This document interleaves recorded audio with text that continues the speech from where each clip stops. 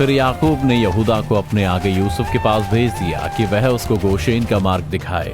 तब यूसुफ अपना रथ जुतवाकर अपने पिता इज़राइल से भेंट करने के लिए गोशेन को गया। यूसुफ इज़राइल के सामने आया और उसने उसे गले लगा लिया और बहुत देर तक उसके गले से लिपट कर रोता रहा। तब इज़राइल ने यूसुफ से कहा, मैं अब मरने से भी प्रसन्न हूँ, क्योंकि तुझे जीवित पाया और तेरा मुख देख लिया है।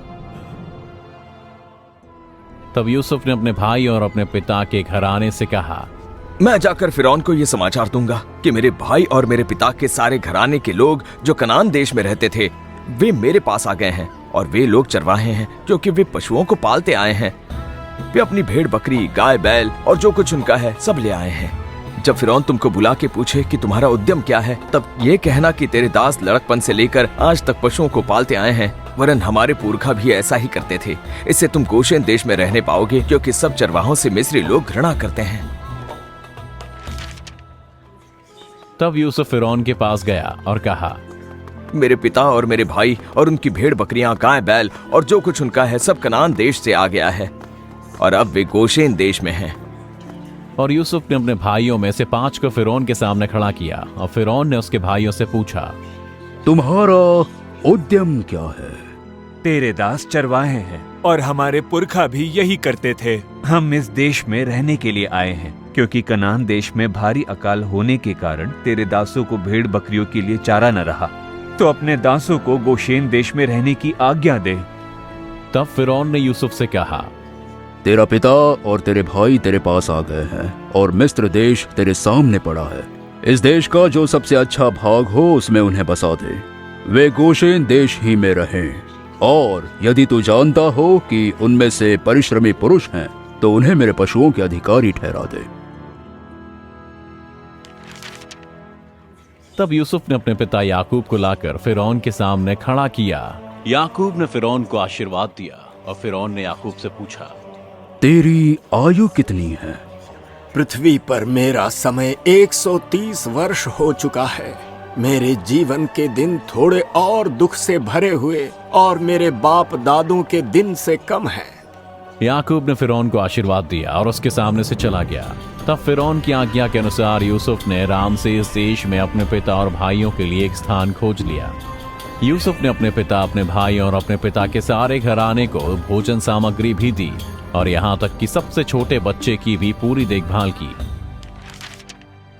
उस सारे देश में खाने को कुछ न रहा, क्योंकि अकाल बहुत भारी था, और अकाल के कारण मिस्र और कनान दोनों देश त्रस्त हो गए। जितना रुपया मिस्र और कनान देश में था, उसको यूसुफ ने उस अन्न के बदले जो उनके निवासी मोल लेते थे इकट्ठा करके फिरौन के भवन में पहुंचा दिया। जब मिस्र और कनान देश का रुपया समाप्त हो गया, तब सब मिस्री यूसुफ के पास आकर कहने लगे, यद्यपि हमारे पास पैसे नहीं है, फिर भी हमको भोजन वस्तु दे, हम तेरे देखते हुए क्यों मरे? यदि पैसा न हो तो अपने पशु दे दो, और मैं उनके बदले तुम्हें खाने को दूंगा। इसलिए वे यूसुफ के पास अपने घोड़े, भेड़ बकरी, गाय बैल और गधे लेकर आने लगे, और यूसुफ ने उनको भोजन दिया। उस पूरे वर्ष यूसुफ ने उन्हें उनके सब पशुओं के बदले में भोजन दिया। जब वह वर्ष समाप्त हो गया, तो मिस्री फिर से यूसुफ के पास आए और उससे कहा, हम अपने प्रभु से ये बात छिपा न रखेंगे कि हमारा अन्न समाप्त हो गया है, और हमारे सब प्रकार के पशु हमारे प्रभु के पास आ चुके हैं। अब हमारे प्रभु के सामने हमारे शरीर और भूमि छोड़कर और कुछ नहीं रहा है। हम तेरे देखते क्यों मरें? हमें और हमारी भूमि को भोजन वस्तु के बदले मोल ले, कि हम फिरौन के दास हों। हमको बोने के लिए बीज दे, कि हम मरने न पाएं, वरन जीवित रहें और भूमि न उजड़े। एक एक करके उन्होंने अपने खेत बेच दिए, क्योंकि अकाल बहुत भयंकर था। तब यूसुफ ने मिस्र की सारी भूमि को फिरौन के लिए मोल लिया। उसने नगर नगर और मिस्र के एक छोर से दूसरे छोर तक लोगों के सेवक भी बना लिए। उसने केवल याजकों की भूमि मोल न ली, क्योंकि याजकों के लिए फिरौन की ओर से नित्य भोजन का प्रबंध था, और नित्य जो भोजन फिरौन उनको देता था वे वही खाते थे। इस कारण उनको अपनी भूमि बेचनी ना पड़ी।